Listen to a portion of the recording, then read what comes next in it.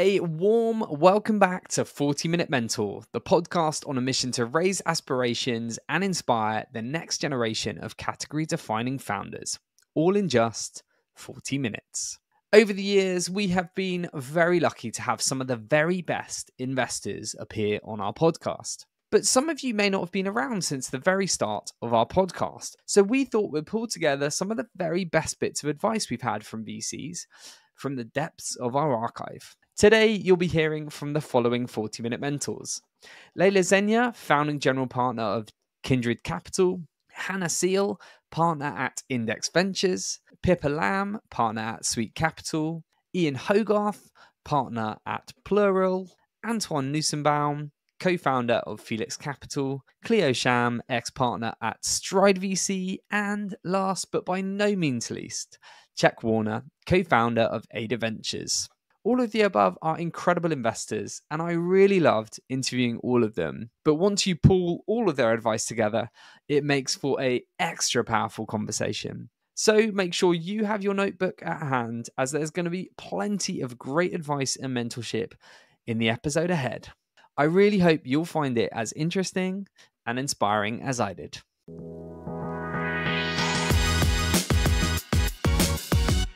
You're saying no kind of 99% of the time. And, we try and actually take the time to provide that feedback and tell founders actually why we're making that decision, as opposed to it's not a fit that a lot of VCs kind of give out and that we were recipients of when we were raising money for our businesses. But it takes a huge amount of time. Often founders will have very different views on those things when you're specific about them. So they'll want like second and third calls to sort of talk through those things. And I think it's the right thing to do, but you're spending the most valuable resource you have, which is your time. And it's always delivering a tough message where you're not totally aligned with that founder's thought process. So I think that's hard, but something we try and do, again, with integrity. I think it's just so important.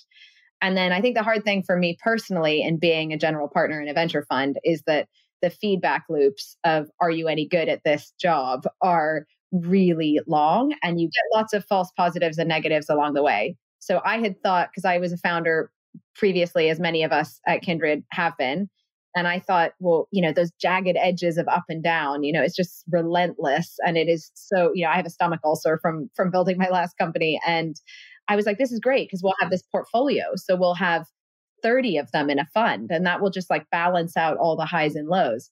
And I think what I found is like, I just have 30 times now the ups and downs, because I really like put it alongside my founders. And that's good and bad. I think it means we invest with a lot of empathy and we're really in with them.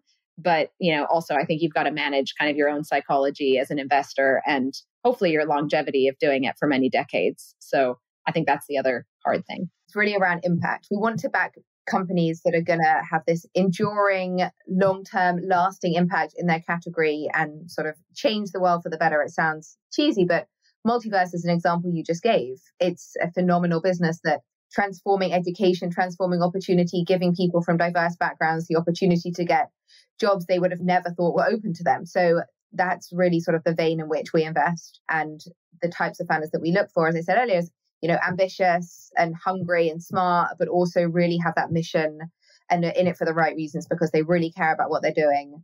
They were sort of born to do this. They couldn't be doing anything else except for this. And as I said, sort of very high integrity, good people that are strong leaders and able to attract great talent to work with them. One thing I always say is, what is your unfair advantage in building this company versus the next person?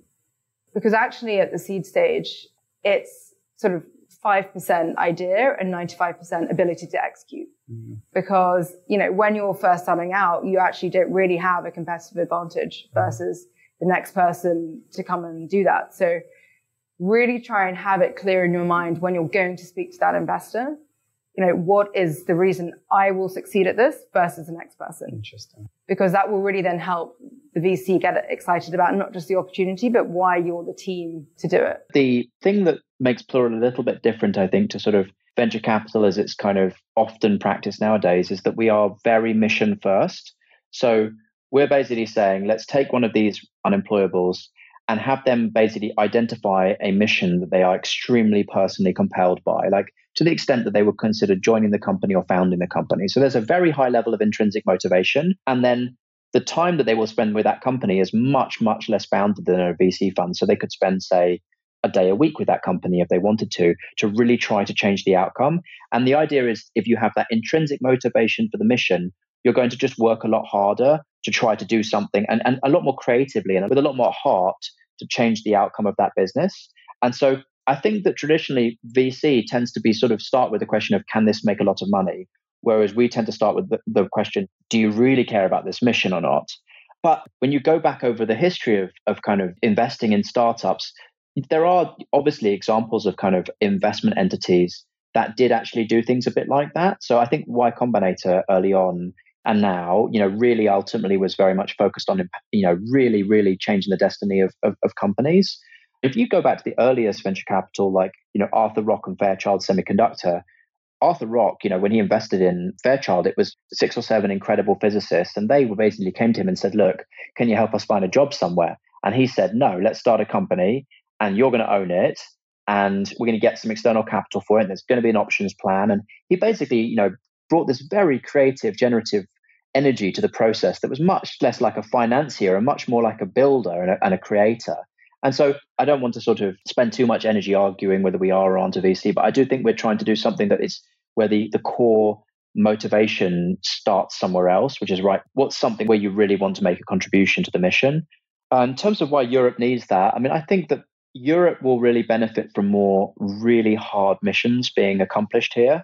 And I think that part of accomplishing really hard things is having people around you who can tilt the odds in your favor. And I think we should talk a little bit about, for example, I think that companies like Tesla or SpaceX, these really hard companies that tackle like substantial sort of real world challenges, companies based on kind of that aren't just pure software. There aren't very many of those kind of companies created globally, and they tend to be created by people who are on their second or third company. And that's because there's just a lot more founding craft I think you need to kind of have developed to be able to navigate such challenging missions. And even then they are, there's many times in which both those companies have come close to failure. And so our thinking is for Europe to produce more companies like that have an impact on Europe's energy security or Europe's ability to defend itself against aggressors or Europe's ability to innovate fundamentally in healthcare. Those kind of challenges are hard missions. And I think the unemployables at Plural have the potential to really tilt the odds in that founder's favor. I think European venture capital, independent of Plural, also just needs a bit of a reset, because if you look at European venture funds, about 8% of the people leading deals, leading investments have got a founder or operating background. Most of the rest have kind of got a kind of consulting or banking background. And there's just a real cap on how much support and help you can give when you've never actually been a founder yourself. And if you go to the Valley, it's something like 70% of the sort of investors at the best venture funds have been founders and operators. So a lot of the best founders that we know went to Silicon Valley when they needed to get that access to that kind of expertise.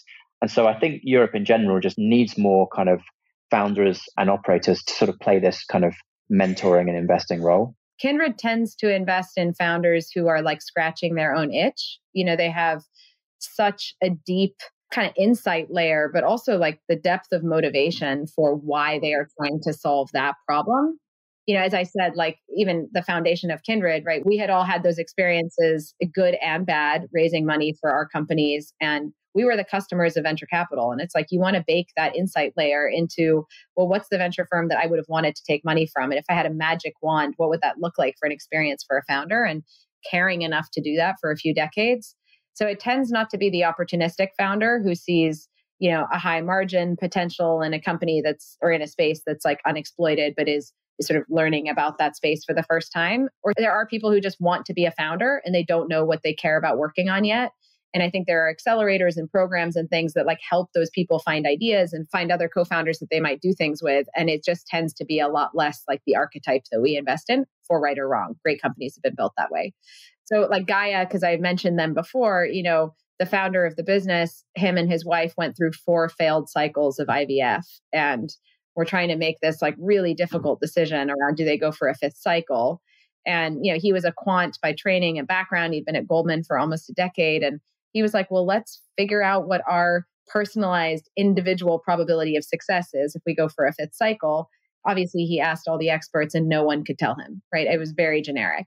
So he basically spent 2 years building this like computational model and like this personalized, ML driven model to be able to understand personalized risk. And they have a son and are, I think just have a happy ending to their story. But equally, his insight was if I can predict probability of success, I can price risk and I can make this something because it's been so life-changing for me. I can make this something that's available to other people, many of whom can't afford it without a safety net. And so like, he is going to die trying to solve this problem. Like when things get hard, like that depth of motivation is so, so, so deep and so profound. So first for us, start with something that you just are really passionate about, that you don't have to do a lot of customer research in, maybe because you are the customer and you really understand that mindset. And we love those kinds of companies. And then in terms of the type of founder, it's really hard, right? Because it's this Venn diagram overlap that's almost like in total conflict. So on one side, you have to be rational, right? Like you've got to be rational enough to like run a company and hire people and raise money and deploy it successfully. And in these tough times, be prudent about allocation.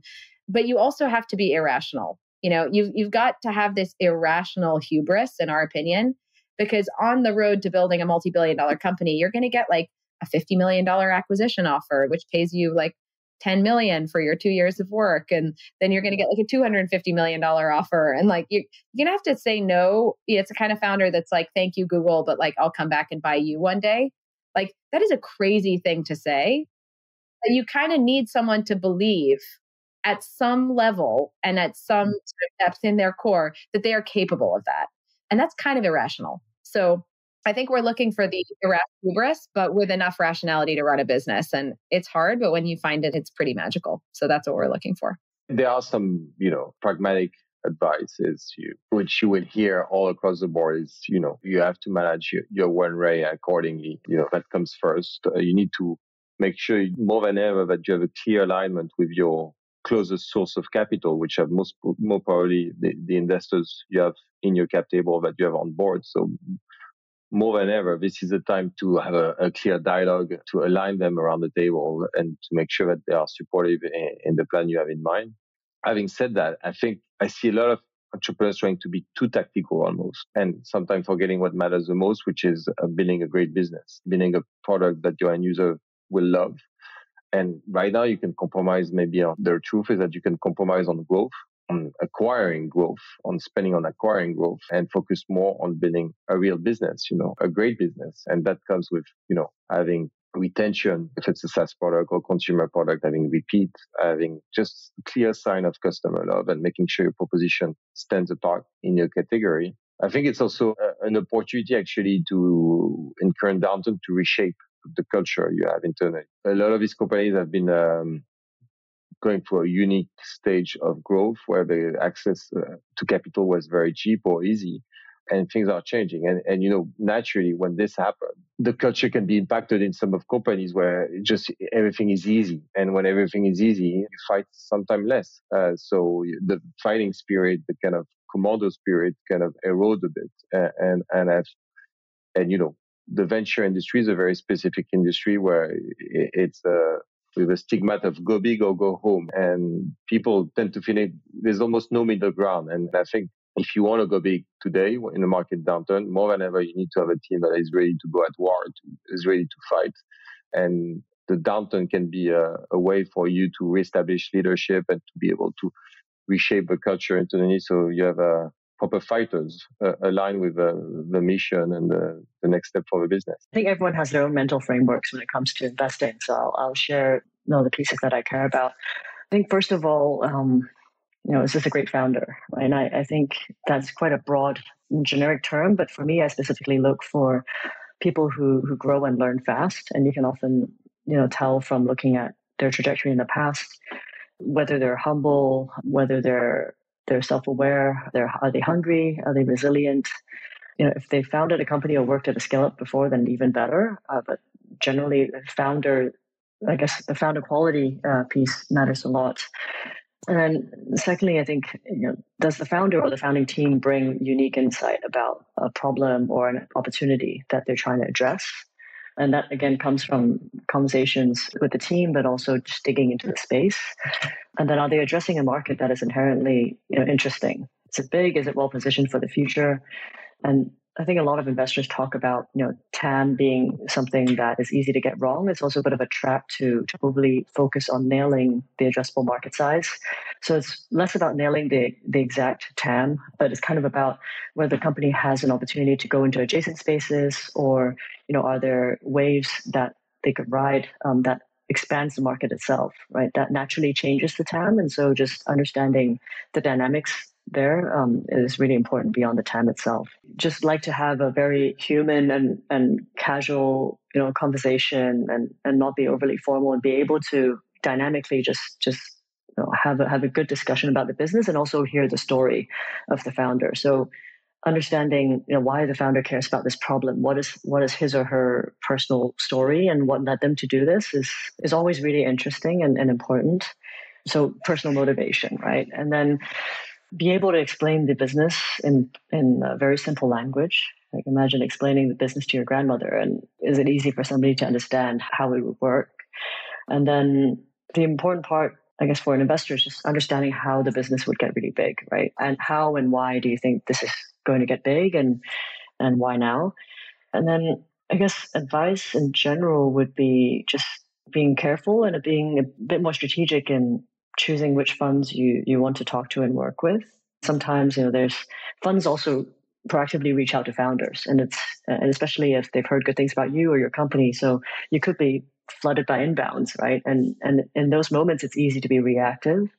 And it's a good problem to have, obviously. But being strategic about how you select the fund that you work with, and the partner of the fund that you want to work with is important, because it's going to be a multi-year partnership and journey, almost like a marriage, right? So being careful about who you choose to put on your cap table and who you want to work with is important.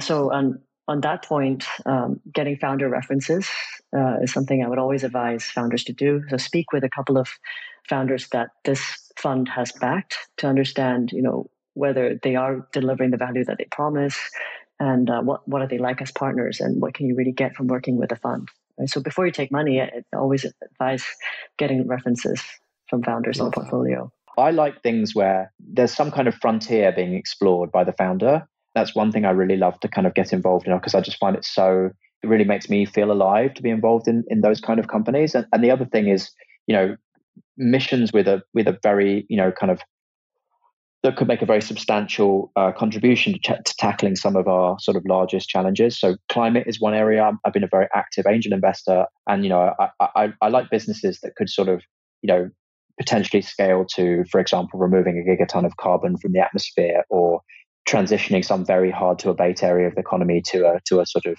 a clean form of energy, energy generation.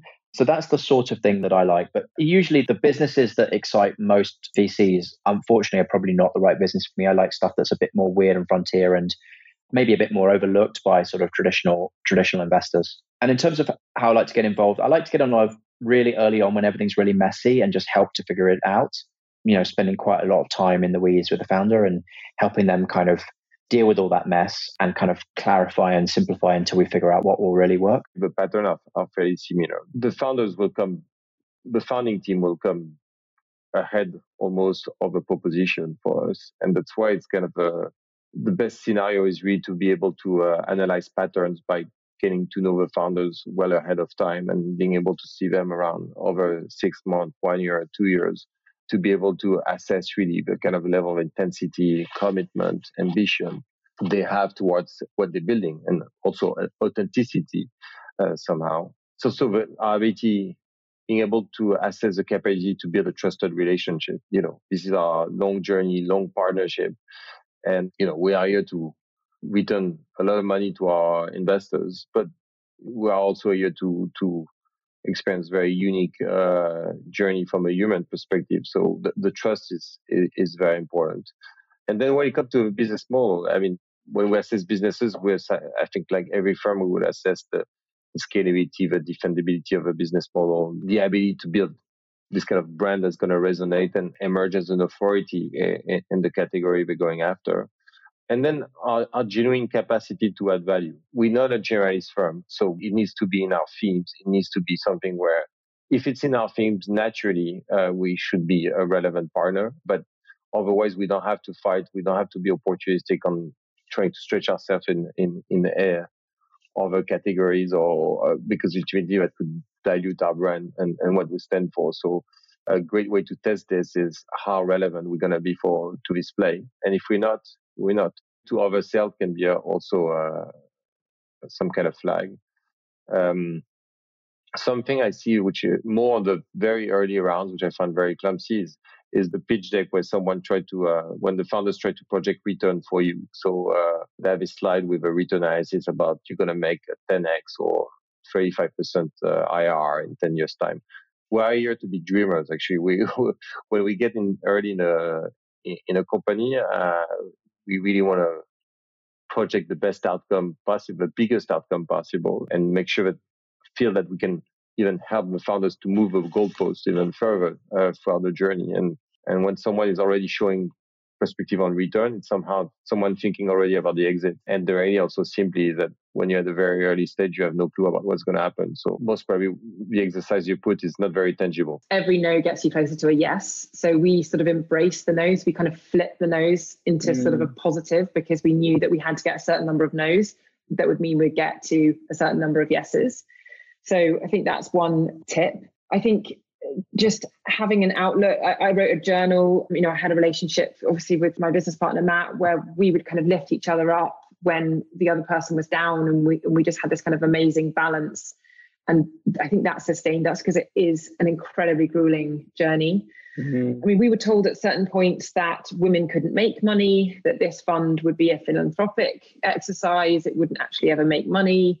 And I think, when very important, senior, experienced people tell you things like that, it can be very, very distracting, especially if you're just starting out on something or a bit younger. And I think it's important to kind of know which advice to not listen to, and just stay true to what you're trying to do and what is your North Star. And if you are trying to do something different and special, then a lot of people won't get it. And a lot of people will criticize it and disagree with it.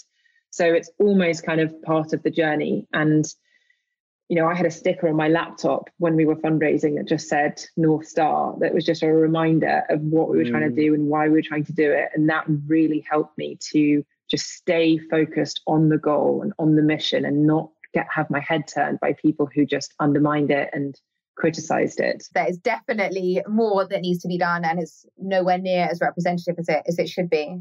My view is that this should actually be a great career for both women and also other people from diverse backgrounds, because it's really a role where you're judged on your output. At the end of a fund cycle, it's pretty clear to see whether you're a good investor or not a good investor. So it's less subjective than it is objective. And I think that's really important for enabling people of all backgrounds to shine and really see who's sort of good at their job. And, I have 2 young kids, so I've sort of seen how it is in this industry as a mum as well. And I really feel strongly that this is a great career to have as a woman. As I said, it's very sort of output driven. So there's no FaceTime culture. You have a lot of autonomy over what you do. It's flexible hours. You can work from home if you need to. So in terms of balancing motherhood and a career, I think actually venture offers some great opportunities. And I would love to see more women and mums in the industry, because I think it's a great place to be. I think that actions are much more important than words. And I think that there's lots that can be done. I would love to be defined not as like a great female VC, but just like as a great VC, right? But with VC, look, I think that it crosses all industries. There's lots more that can be done. And I think one of the ways that I like to get involved is mentoring either female founders or female investors who are kind of looking to either move into VC and there are lots of ways you can do that. London is great. There's female office hours that are put on by a lot of the VCs. And, I spend a lot of my time meeting with awesome female founders, but I also spend time with great male founders. In terms of advice for diverse founders raising capital, I'd say, first of all, there are investors that are clearly prioritizing investing in a broader and more diverse set of founders, like Ada Ventures, Local Globe are doing great work here. And I think they're just trying to understand who as investors is really valuing kind of leveling the playing field for access to capital.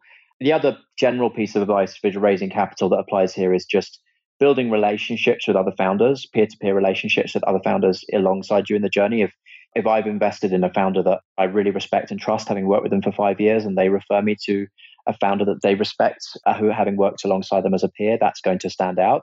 And the third thing I'd say is, like, in general, I think cold emails will get read.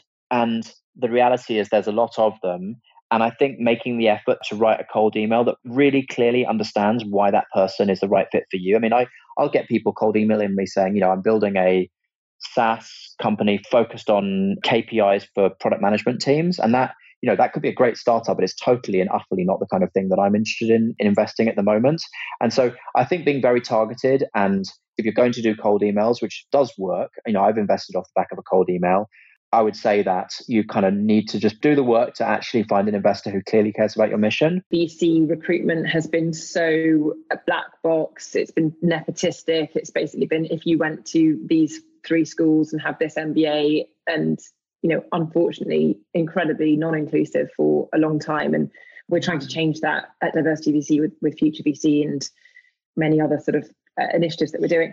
But I think, I get a lot of calls like you, from people who want to get into it. I suppose I'd say, first of all, do you definitely want to do it? Yeah. Because there are some real downsides to VC. It's a very frenetic job. You have to be constantly looking around and magpieing from one thing to another. It's quite difficult to go deep on anything. So if you don't enjoy that, then you probably won't enjoy VC.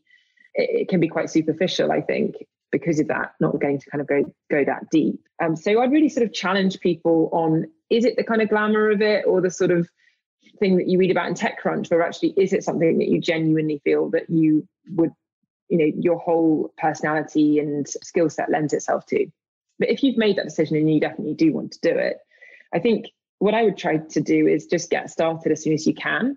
And I appreciate that you can't get started if you don't have a lot of capital, but actually, even with a few £100s, you can start investing in some of the crowdfunding platforms, or even without money, you can build your kind of model portfolio.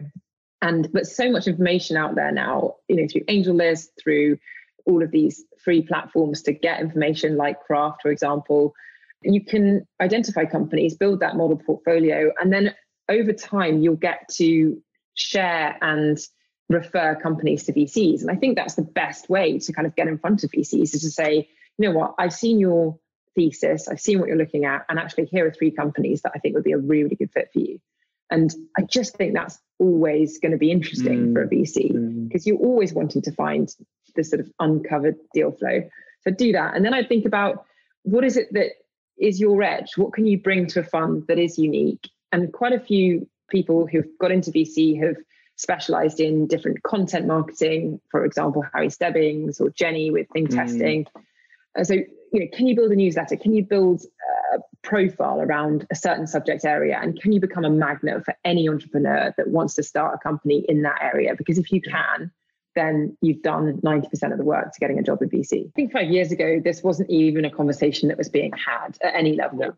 And now it's fantastic to know that this is a conversation that's being had on a regular basis at the very senior levels and at the institutional investor levels of the investors that invest into VC funds. And I think that a combination of factors, the light that a lot of organizations, not just us, have shone on the issue, Atomico, Extend Ventures in their recent report, has all helped to catalyze that, but also things like the killing of George Floyd and the resurgence of the Black Lives Matter movement. So I think that's a big development. I think the second thing is that we were very unsophisticated when we first, started having this conversation about what we meant by diversity and inclusion and what the overlapping factors might be.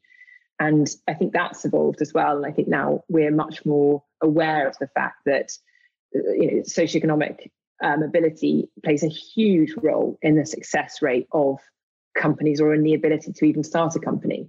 So if you come from a more deprived background, you cannot get access to so-called friends and family money of £50,000 to £150,000. And so you never even get out of the starting blocks. And I think there are other groups that really have been ignored in the conversation. And those groups are now, getting a bit more attention. But I certainly feel that a lot more needs to be done looking at people who have disabilities, people who are neurodiverse, Black women, for example. There's been a lot of conversation about women, but actually the intersectionality of women doesn't really get a look in. So I'm quite optimistic to see how these conversations are playing out. But I think where we still need a huge amount more work to be done is actually in making investments in these founders and doing it at much, much, much bigger scale. And that's what we're trying to do a bit of with Ada Ventures, but we just need many, many more funds like Ada and funds like Impact X and funds like Cornerstone, trying to address this problem.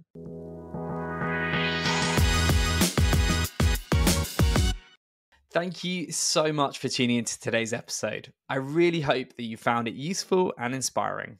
If we have left any questions unanswered, or if you have any feedback or guest recommendations for future series, then please make sure you get in touch on info@jbmc.co.uk. I often get asked by listeners how you can help us spread the word about 40 Minute Mentor. There are two simple ways you can help. Firstly, share this episode on your preferred social media platform, and LinkedIn is probably where I'm most likely to see it. And you can also leave us a review on either Apple Podcasts or Spotify. Every share on social media and review left on the podcast platforms really helps us to get 40 Minute Mentor in front of new audiences and share the power of mentorship even further. Thank you so much for your ongoing support, and I look forward to seeing you again next Wednesday for even more pocket-sized mentorship.